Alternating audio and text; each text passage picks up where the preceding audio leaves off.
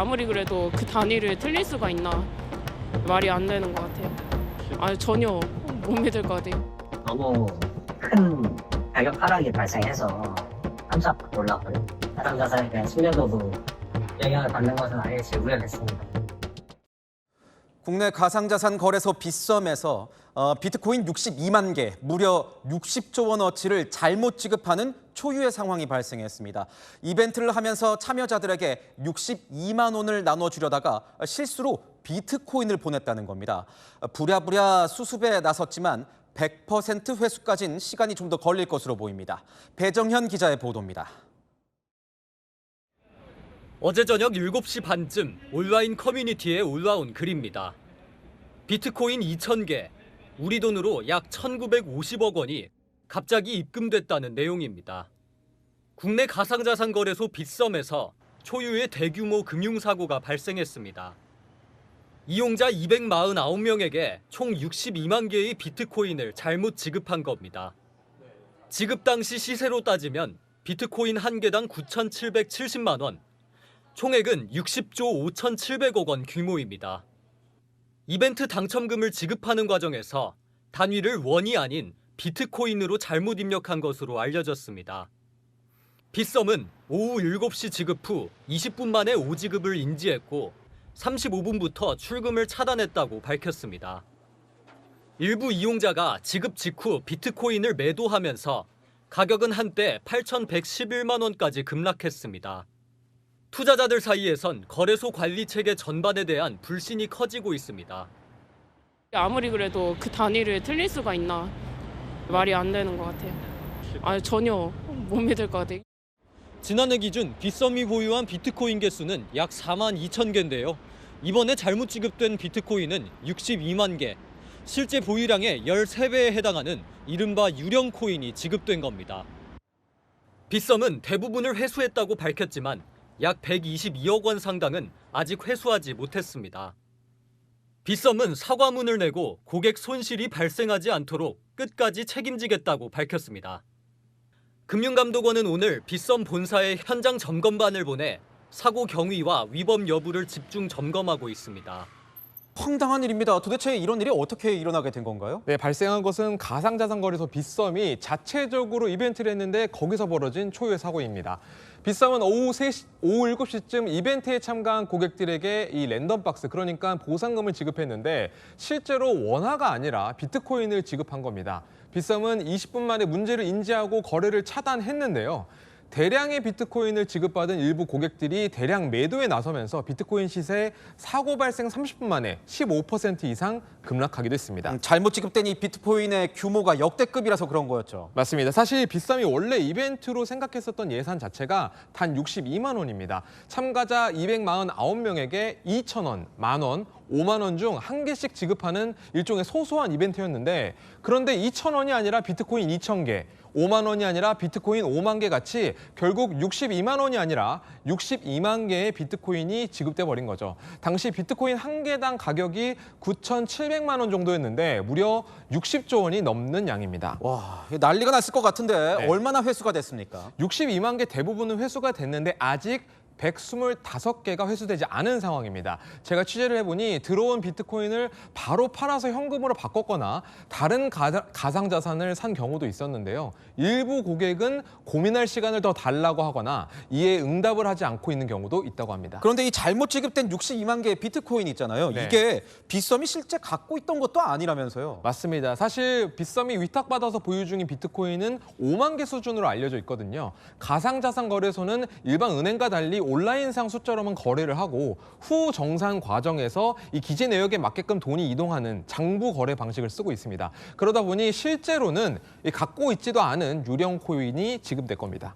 가장 궁금한 게 이거예요. 거래소가 지금 뭐 찾지 못한 125개를 네. 어떻게든 찾으려고 회수하려고 할 것 같은데 네. 반환 의무가 있습니까? 이것도 제가 법조계 한번 물어봤습니다. 물어봤더니 실수로 오입금한 것을 공지한 만큼 은행의 이 차고 송금 반환하고 좀 비슷하게 부당이득 반환 청구나 불법 행위에 따른 손해배상 등 민사적 책임을 물을 수 있다고 합니다. 형사상으로는 이 가상자산을 이 법정화폐와 같게 취급할 수 없다며 횡령죄로 처벌이 어렵다 이런 판례도 있긴 했습니다. 그러니까 시세가 급락하는 과정에서 분명히 이 손해를 본 고객들이 있을 거예요. 그러면 빗썸이 현재 이 보상 입장을 밝히긴 했나요? 네, 빗썸이 조금 전에 공식 사과와 함께 이 재발 방지 대책을 내놓긴 했습니다. 이번 시세 급락 과정에서 피해도 보상하겠다 이렇게 밝혔거든요. 그런데 이 가격이 급락하는 걸 보고 놀라서 이 싼값에 팔아버린 이른바 이 패닉셀 고객들의 손해를 회사 책임으로 판단하고 보상하겠다는 겁니다.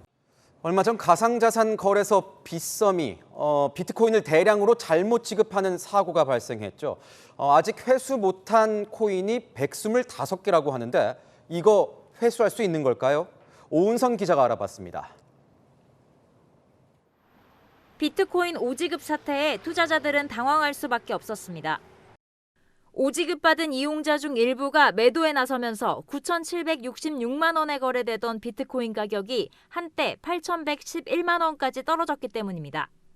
갑자기 너무 큰 가격 하락이 발생해서 깜짝 놀랐고요. 해당 자산에 대한 신뢰도도 영향을 받는 것은 아예 우려됐습니다. 빗썸이 아직까지 회수하지 못한 비트코인은 125개. 현금화하거나 다른 코인을 사들여 즉시 회수가 불가능했던 건데 빗썸은 현재 반환을 설득 중이며 아예 연락이 닿지 않는 경우도 있다고 밝혔습니다. 현금을 착오로 송금한 경우 반환하지 않으면 횡령죄가 적용되지만 가상화폐는 현금이 아니어서 혐의 적용이 안 된다는 게 법조계의 중론입니다. 끝까지 반환하지 않을 경우 부당이득 반환을 청구하는 민사소송까지 번질 가능성이 제기됩니다. 비트코인은 그 재물로 보지 않아서 횡령죄를 성립하지 않은 판례가 있는 거죠. 빗썸의 가상자산 보유 실태를 들여다보고 있는 금융당국도 위법 사항이 발견될 경우 즉시 검사로 전환하겠다는 계획입니다. 또 빗썸뿐만 아니라 가상자산 거래소 전반을 점검한다는 방침입니다. 이 문제 간단치 않아서요. 범죄 프로파일러 배상훈 반장님 스튜디오에 모셨습니다. 반장님 어서 오세요. 안녕하세요. 자, 일단 하나씩 좀 다른 전문가분들과 함께 짚어보도록 하겠습니다. 빗썸에 무슨 일이 있었던지 함께 보시죠. 실수로 60조를 뿌려버린 빗썸, 비트코인을요.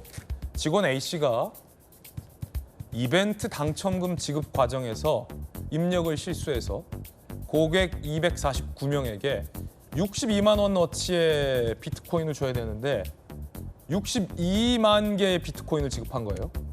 원과 비트코인 헷갈린 거죠. 이거 어떻게 헷갈릴 수 있나 싶은데 자그마치 62만 개 비트코인의 값은요. 60조 5,700억 규모를 뿌린 거예요. 1인 평균 2,440억씩 통장에 꽂아준 겁니다. 비트코인을요. 계좌에 꽂아준 거죠. 비트코인 지갑에. 아니 이게 뭐 어떻게 된 겁니까? 정말 반장님 실수가 맞아요? 어떻게 된 겁니까? 저 이거 가짜 뉴스인 줄 알았습니다. 가짜 뉴스인 줄 알았다. 네. 저게 가능한가? 네. 그러니까 60조도 가지고 있지 않습니다. 빗썸이라는 데에서는. 빗썸엔 60조도 없는데 자기가 가지고 있는 자산의 3,000배가 넘는 것을 그러니까 가짜죠. 가짜로 허위로 장부모에 있는 것만 가지고 넘겨줬다고 하는데 유령 코인이었다. 그렇죠. 그러니까 존재하지 않는 겁니다. 그런데 그게 가능했다는 거죠. 왜냐하면 비트코인은 실물 자산이 아니니까. 그렇죠. 과정을 살펴보면 예. 프론트에 있는 어떤 직원이 249명한테 원 단위로 줘야 될 걸 비트코인 단위로 줘야 되는데 그걸 함수를 만들었을 겁니다. 249 이게 일일이 넣은 건 아니고 1부터 249까지 한 다음에 그것을 원이 아니라 비트코인으로 해서 함수를 만들어 했는데 그것이 나가는 과정이 체크가 안 된 겁니다. 그러니까 그 개인이 60조를 쓸 수 있게끔 했다는 것도 이상하죠. 네. 말하자면 어떤 프론트에 있는 어떤 직원이라는 건 자기가 쓸 수 있는 돈의 한계가 있는 건데 아니 어떤 은행원이 예. 60조를 자기 마음대로 249명에게 뿌릴 수가 있습니까? 안 되죠. 안 되죠. 은행은 상상도 못할 일이죠. 왜냐하면 시스템적으로 막혀 있습니다. 아 그래요? 네. 근데 이제 문제는 저희 코인 거래소는 그게 안 됐다는 겁니다. 시스템에 문제가 있는 거예요. 그러니까 말하자면 그걸 쓸 수 없을 때는 자동으로 경고가 뜨고 막혀야 됩니다. 그러니까 은행이나 증권사는 그게 돼 있습니다. 예. 근데 저게 안 돼 있다는 것 자체가 그건 문제고 그 다음에는 그 나갔다 하더라도 몰랐다는 겁니다. 예. 그리고 10몇 분 동안 거래가 됐다는 것이 문제죠. 그 80명이 그걸 팔아버렸다. 2,440억어치 비트코인을. 팔았고 그 판 것 때문에 코인 가격이 확 떨어진 겁니다. 어허. 그냥 나와버리니까. 손해본 사람이 있었겠네요. 그렇죠. 나는 보통 저게 한 9,800만 원인데 그거로 거래될 걸 알고 있었는데 갑자기 투매가 벌어진 거죠. 1 비트코인이 9,800만 원, 1억 가까이다. 뭐 대략 그 정도인데 그럼 예. 그럼 본인은 되게 비싸네. 그렇죠. 8천만 원 정도에 다운됐으면은 개인당 1,000만 원 이상 손해 보게 된 거예요. 네. 그럼 그거에 대한 책임은 누가 지나? 이게 또 그런 문제가 발생하는 거죠. 예. 여러 가지 문제점이 있는데 그중에 반장님이 언급하셨던 것처럼 빗썸이 실제 보유하고 있지도 않은 거액의 코인을 지급까지 했다는 겁니다. 이게 어떻게 가능했을까요?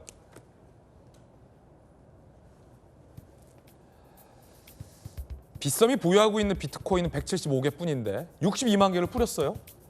보유 물량의 3,500배 이상입니다. 일부 이용자들은 거래소 내부에서 사실상 돈 복사가 가능한 것 아니냐. 고의로 장부상 코인을 생성해서 유통해도 이용자는 알 방법이 없다.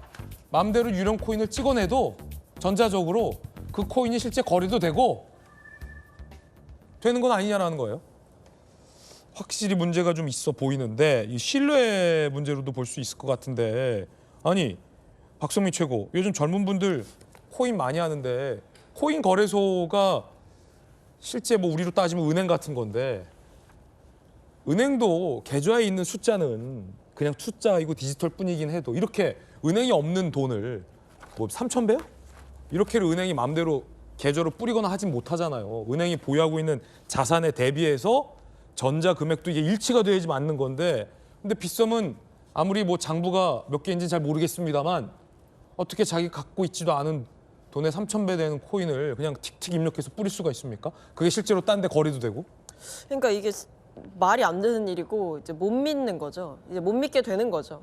왜냐하면 이런 방식으로 이제 거래가 이루어질 수도 있구나라는 생각을 이용자 입장에서는 할 수밖에 없고 아니 저러면 안 되는 거 아닙니까 원칙적으로? 안 되죠. 안 되는 거고 그러다 보니까 사실 저는 이번 사태에서 굉장히 코인의 어떤 뭐 맹점이랄까 이런 것들이 좀 많이 드러난 것 같습니다. 네네. 말씀해주신 대로 이제 실물 자산과는 좀 다르잖아요. 그리고 이른바 실제로 우리가 돈을 넣고 빼고 하는 은행의 시스템과도 사실 다르다라는 것이 어떤 이런 디지털 가상 자산으로서의 한계가 좀 명확하게 드러났다라고 볼 수 있고 뭐 이것을 이제 뭐 요즘 시대에는 재테크 수단으로 삼고 실제로 수익을 거둬들이는 경우도 있지만 이번 사태에서만 본다라고 하더라도 이렇게 유령 비트코인이 무작위로 이렇게 찍어서 나올 수 있다라는 것 자체는 이 자산에 대한 안정성 자체를 크게 떨어뜨리는 것이고 이게 정상적으로 과연 거래가 그동안 이루어져 왔을까라는 그간의 일들까지도 사실은 물음표가 뜨게 만드는 거예요. 네. 실제로 뭐 일종의 좀 돈 복사가 가능해진 상황 아니냐. 그러니까 뭐 은행에서는 절대 우리가 상상할 수도 없는 일이 이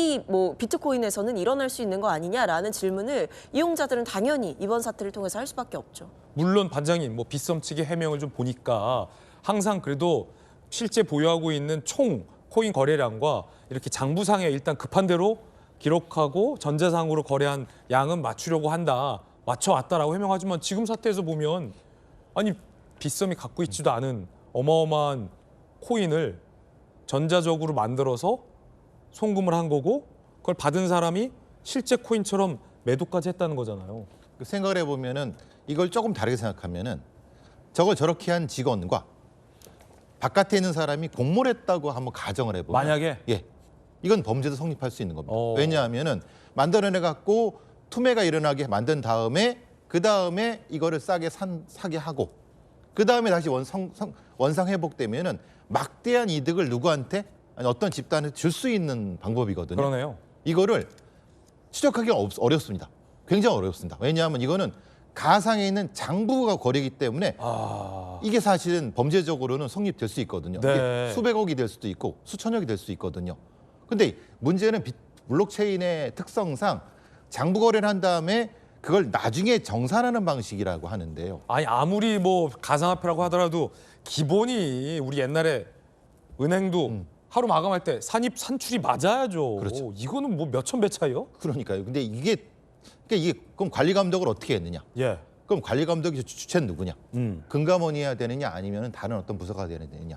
지금 물론 저렇게 한다고 하는데 근데 60조가 하루에 발생을 했다는 거잖아요. 네네.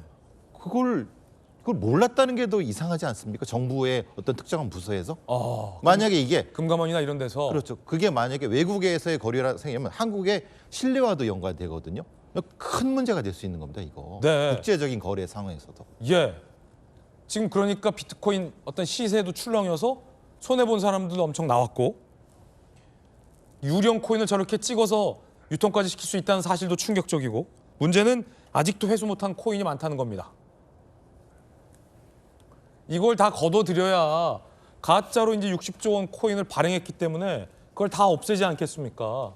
그런데 129억 원은 회수 못했다. 문제는 안 돌려줘도 무죄가 나온 판례가 있다는 겁니다.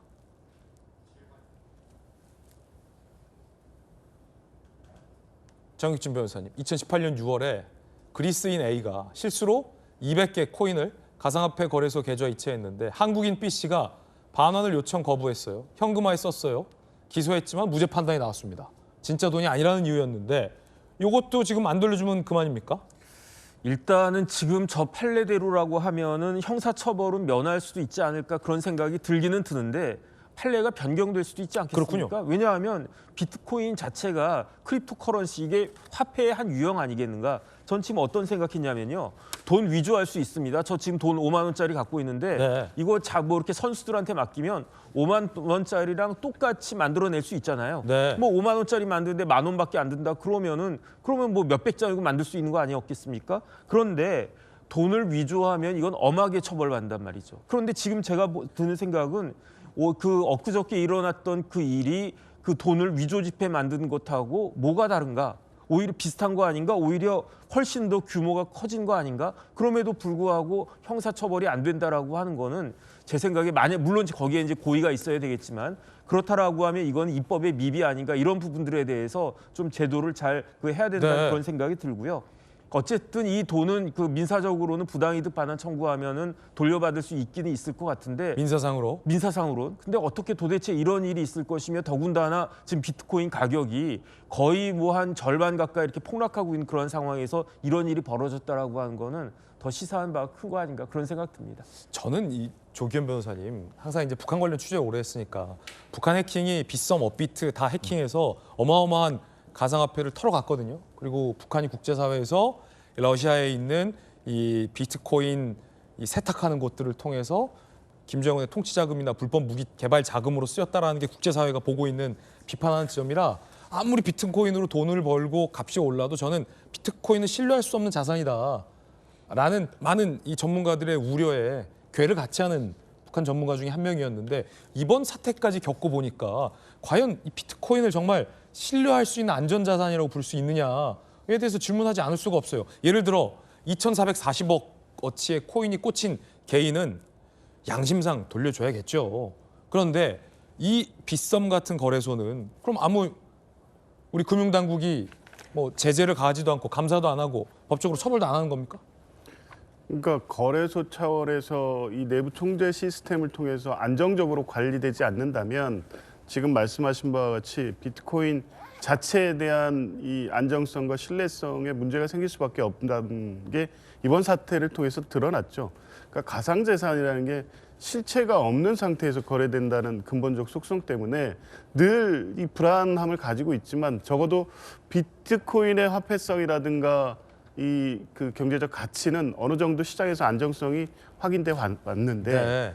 지금과 같이 이제 이번 빗썸 사태처럼 실제 보유하고 있는 이 양을 넘어서는 거래가 가능하다?